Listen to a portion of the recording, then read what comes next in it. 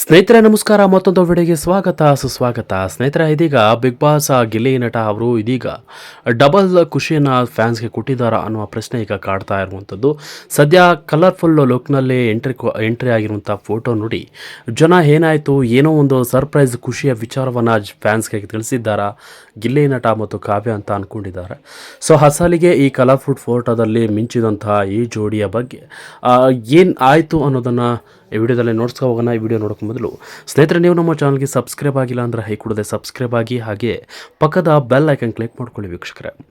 ಸ್ನೇಹಿತರೆ, big boss ಮನೆಯಲ್ಲಿ ಗಿಲ್ಲಿ ನಟ ಮತ್ತು ಕಾವ್ಯ ಜೋಡಿ ಇಬ್ಬರು ಮೊದಲಿಗೆ ಒಂದು ಬಲಪಾದವನ್ನು ಇಟ್ಟು ಬಲಗಾಲಲ್ಲಿ ಇಟ್ಟು ಬಂದಂತಹ ಈ ಜೋಡಿ, ಜೋಡಿಯಾಗಿ ಇದ್ದಂತಹ ಈ ಜೋಡಿ ಇವತ್ತು ಕೊನೆವರೆಗೂ ಜೋಡಿಯಾಗಿ ಉಳಿದುಬಿಟ್ಟಿದೆ.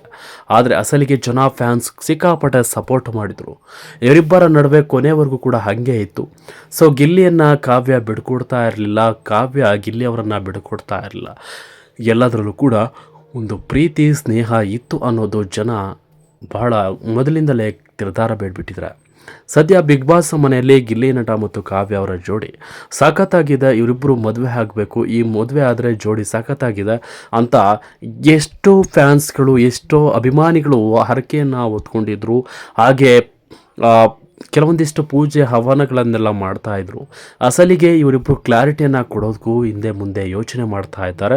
ಸೊ ಇವರಿಬ್ಬರ ಮಧ್ಯೆ ನಿಜಕ್ಕೂ ಪ್ರೀತಿ ಇದೆಯಾ, ಇವರು ಯಾಕೆ ಹೇಳ್ಕೊಳ್ತಿಲ್ಲ ಅನ್ನೋದೇ ಪ್ರಶ್ನೆ ಆಗಿದೆ.